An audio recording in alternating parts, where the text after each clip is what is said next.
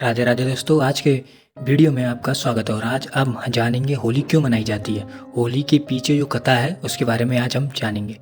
प्राचीन काल में एक हिरण्यकश्यप नाम का एक राक्षस रहता था। उसने अब से तब से ब्रह्मा जी से वरदान ले लिया था कि मैं ना ही रात में मारा जाऊं ना ही दिन में, ना ही अस्त्र ना शस्त्र, ना बाहर ना अंदर, ना ऊपर ना नीचे, मैं इन जगहों पर नहीं मारा जाऊं।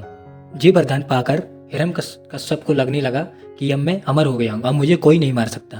हिरण्यकश्यप का एक पुत्र था प्रहलाद। वो भगवान विष्णु का बहुत बड़ा भक्त था। और दूसरी तरफ प्रहलाद के पिता यानी हिरण्यकश्यप बहुत ही ज्यादा अत्याचारी होने लगा था। प्रहलाद की भक्ति देखकर हिरण्यकश्यप को लगने लगा कि ये राक्षस कुल की कहीं अंत ना हो जाए, देवताओं के आगे झुकने पर मजबूर ना हो जाए। हिरण्यकश्यप ने कहा अपने पुत्र से कि ये भक्ति छोड़ दो, नहीं तो मैं तुम्हें मार दूंगा। प्रहलाद ने ये भक्ति नहीं छोड़ी। भगवान विष्णु की वो निरंतर भक्ति करता रहा। पर हिरण्यकश्यप ने क्रोध में आकर प्रहलाद को मारना चाहा, उसे फाड़ी से धक्का देना चाहा और भी कई तरीकों से प्रहलाद को मारना चाहा। पर भगवान विष्णु हमेशा उसकी रक्षा करते थे क्योंकि वो भगवान विष्णु का परम भक्त था। हिरण्यकश्यप की एक बहन थी होलिका।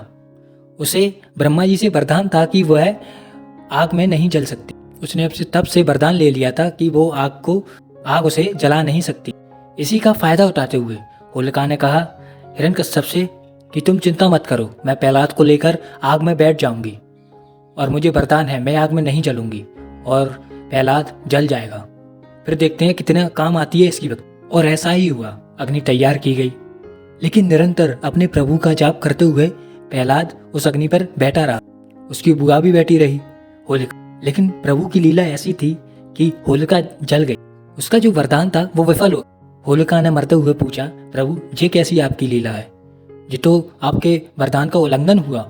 तो प्रभु ने कहा कि कोई भी व्यक्ति या देवी देवता, कोई भी मनुष्य इस धरती पर जो भी है, अगर वो अपने वरदान या अपने धर्म का दुरुपयोग करता है, गलत अपने उद्देश्य करता है, किसी का अहित करता है, किसी का बुरा करता है, तो वो किसी वरदान काबिल नहीं रहता या कोई तप उसके काबिल नहीं हो। सारा वरदान सारा तप खत्म हो जाता है।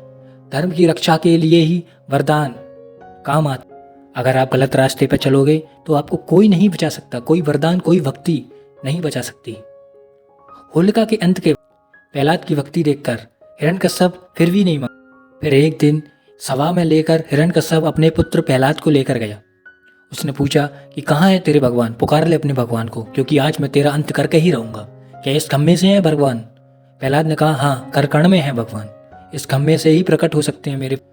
तो खम्भे से प्रकट हुए थे नरसिंह भगवान। अपने भक्त पर अत्याचार देखकर प्रभु बहुत क्रोधित हो गए थे, इसलिए नरसिंह भगवान का क्रोध रूप में आए थे और फिर हिरण्यकश्यप का वध कर दिया। हिरण्यकश्यप ने पूछा तुम मेरा वध कैसे कर सकती हो?